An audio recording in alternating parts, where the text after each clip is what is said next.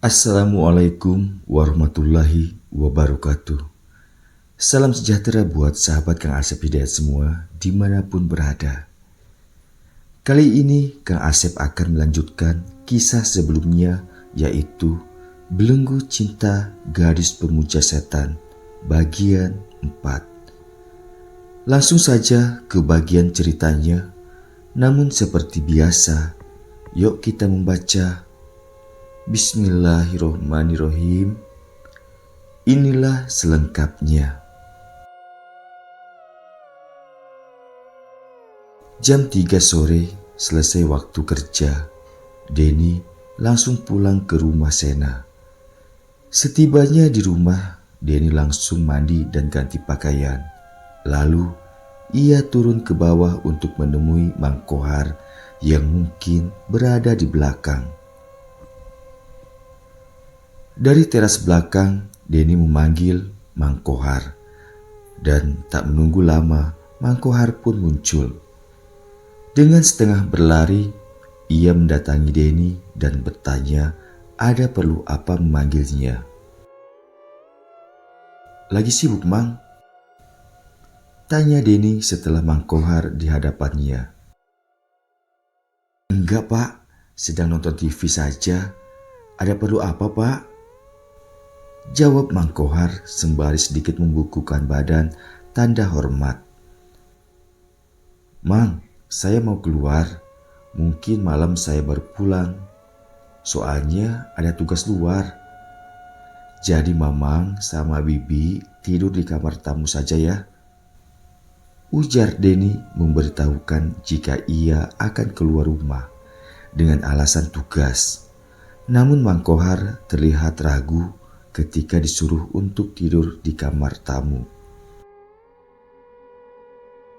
Biar Mamang sama Bibi di ruang keluarga saja, Pak. Ucap Mang Kohar menolak dengan halus. Ya sudahlah, terserah saja. Oh ya, ini untuk beli bakso kalau lapar nanti malam ya. Denny memberikan selembar uang pecahan Rp100.000 kepada Mang Kohar. Namun Mang Kohar menolaknya. Tak usah repot-repot, Pak. Ucapnya menolak. Namun Denny tetap memberikan uang itu. Ya sudah, saya pergi dulu ya, Mang. Hati-hati di rumah. Kalau ada apa-apa, cepat telepon saya. Ujar Denny, lalu ia berangkat. Denny mengendarai mobilnya dengan santai karena waktu masih sore, kira-kira masih jam 4:30 sore. Dari daerah Baloi, Denny terus belok masuk ke arah Penuin, lalu memarkirkan mobilnya di sebuah hotel yang ada di daerah tersebut. Denny tidak berniat untuk menginap di hotel itu, melainkan di lantai dasar hotel itu ada sebuah pub kecil yang sesekali Denny memang berkunjung ke sana. Di lobi, Denny duduk di sofa sembari menelpon. Halo Bang, aku dipenuhin nih. Di tempat biasa, abang sekarang di mana? Oke Bang, aku tunggu ya. Tanya Denny kepada seseorang di teleponnya. Sembari menunggu temannya datang, Denny mendekati meja PR yang tak jauh dari sofa di mana sebelumnya ia duduk. Dengan sok cool, Denny menyapa dua VR cantik itu. Masuk sore ya, Dek. Sapa Denny setelah di hadapan meja PR itu. Iya Mas, mau pesan kamar ya? Jawab dan sekaligus tanya PR cantik itu yang terlihat papan nama di sebelah kanannya tertulis Shirley.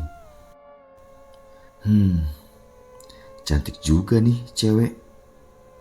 Denny berbicara sendiri dalam hati. Enggak Dek, lagi nunggu temen aja. Lagian untuk apa saya ambil kamar? Soalnya nggak ada temen untuk nginapnya juga kan? Jawab Denny sengaja memancing reaksi dari PR cantik itu. Mas bisa saja, ucap PR itu sembari tersenyum manis. Oh iya, boleh kenalan. Banyak teman kan lebih asik, ya enggak? Ucap Denny seraya menyodorkan tangan. Boleh mas, jawab mereka dan langsung menerima salam Denny. Nama saya Denny, kamu Shirley kan? Ucap Denny sok tahu, seraya menggenggam tangan Shirley lebih lama, sekaligus memainkan jari di telapak tangan Shirley, yang tentunya membuat Shirley jadi salah tingkah. Terlihat dari raut wajahnya yang bersemu merah. Di saat Denny tengah beraksi, tiba-tiba saja. Sudah-sudahlah Den. Terdengar seseorang berbicara yang ditujukan kepada Denny. Denny menoleh ke arah sumber suara dan ternyata itu Sandi yang datang. Ganggu aja abang nih, ucap Denny malu-malu dan melepaskan tangan Shirley. Sudah lama nunggu Den? Mana tahu aku bang sudah lama atau belum nunggu abang. Kalau sama Shirley nunggunya. Jawab Denny sembari tertawa dan melirik ke Shirley. Mendengar gombalan Denny, Shirley hanya tersenyum malu saja. Jadi gimana Den? Langsung saja kita ke dalam. Kalau adik-adik ini mau bergabung, ayolah. Ajak Sandi ke Denny sekalian berbasa basi kepada Shirley dan temannya itu.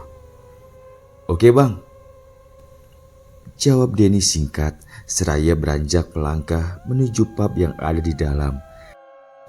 Tak lupa ia mengedipkan sedikit mata sebelah kiri ke Shirley dan berkata, Mas tunggu ya di dalam ya dek. Iya mas, nanti aku nyusul. Jawab Shirley dengan senyum manis dan sepertinya saat itu sudah satu frekuensi. Di dalam pub, Denny dan Sandi seperti biasa pesan sofa di bagian sudut yang memang mereka lebih nyaman dengan suasana yang lebih temaram. Minuman Long Island pun terlihat di atas meja mereka. Den, kamu bisa enggak sekali saja ke tempat nongkrong tidak pakai cewek? Ucap Sandi ke Denny sembari tertawa. Kok itu pula yang abang bahas? Ya, gimana ya bang? Mumpung masih kuat, gak perlu pakai jamu seperti abang. Jawab Denny seraya memperagakan badan layaknya seorang binaragawan. Hus, kurang ajar kamu. Ucap Sandi sembari mengacungkan jari telunjuknya di depan bibir dan tertawa. Demikian pula dengan Denny. Di tengah Sandi mengobrol, terlihat ada seorang wanita menghampiri mereka dengan sebuah mic di tangannya. Wih, ada Denny rupanya. Sapanya setelah di depan sofa Denny dan Sandi. Hei sayang. Jawab Denny dengan senyum terbaiknya. Lalu wanita cantik itu duduk di sebelah Denny sembari memeluk manja Denny. Enak ya. Baru datang udah dapat pelukan. Bisik Sandi ke Denny. Mendapat bisikan dari Sandi, Denny hanya nyengir dan berkata, namanya juga rezeki bang. Singkat cerita, Denny dan Sandi setelah bersantai di pub melanjutkan dengan mengambil paket room. Karena di pub room lebih tertutup, dapat bernyanyi karaoke sepuasnya ketimbang di dalam pubnya. Di dalam pub terlihat Sandi terus bernyanyi bergantian dengan pemandu karaoke. Sedangkan Denny hanya mengobrol dengan Shirley yang sudah lepas jam kerjanya. Bukan Denny namanya, jika saat itu Shirley sudah terlihat begitu dekat dengannya. Bahkan Shirley sudah tak sungkan lagi duduk rapat di samping Denny. Denny tidak perlu dibahas lagi bagaimana sikapnya kepada Shirley. Banyak modus dan trik yang ia buat sehingga membuat Shirley tidak sadar Denny dengan bebas merangkul bahu atau memeluk Shirley. Apalagi di dalam VIP room yang sengaja dibuat setemara mungkin cahaya lampunya. Malam terus beranjak mulai larut. Alunan musik karaoke berganti dengan musik lebih hot lagi. Sandy mulai terlihat lebih agresif. Ia bergoyang bersama pemandu karaoke itu. Lain dengan Denny yang masih duduk di sofa bersama Shirley yang duduknya semakin rapat saja. Shirley berdiri dari duduknya dan berbisik ke Denny jika ia hendak ke toilet untuk buang air kecil. "Mas, aku ke toilet dulu ya, mau pipis," bisiknya ke Denny. Lalu ia masuk ke toilet yang ada di ruangan itu.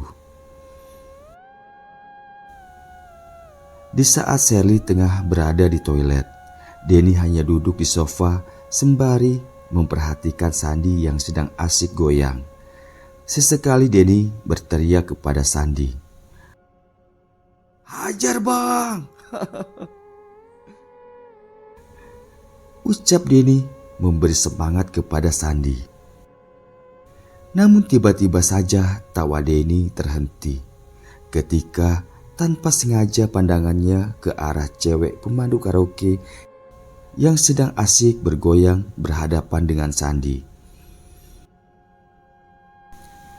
Denny melihat sesuatu yang tidak asing.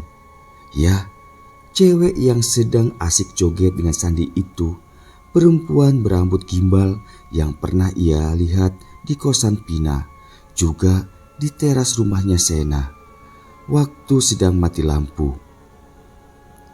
Jantung Denny berdebar serta bulu kuduknya seketika meremang. Denny mengucek kedua matanya untuk memperjelas penglihatannya. Namun tetap penglihatannya tidak berubah. Di saat itulah, perlahan tapi pasti, sosok perempuan yang sedang berjoget dengan Sandy itu menoleh ke arah Denny seraya tersenyum. Atau lebih tepatnya, menyeringai. Astaga! Denny benar-benar shock melihat bagaimana bentuk rupa perempuan itu. Wajah yang sangat mengerikan, banyak luka sayatan membusuk. Dengan gigi bagian atas terlihat tersusun. Karena sosok itu tidak memiliki bibir bagian atasnya. Tubuh Denny terasa kaku dengan kedua mata terbelalak. Tak ada yang dapat ia perbuat selain hanya dia mematung memperhatikan perempuan itu. Tiba-tiba saja, Mas kenapa?" tanya Shirley yang saat itu sudah kembali dari toilet. Mendapati Denny yang terlihat aneh, tentu saja Shirley khawatir dan panik. Lalu ia dengan cepat mendekati dinding sebelah pintu masuk dan ceklek. Shirley menyalakan lampu utama ruangan itu.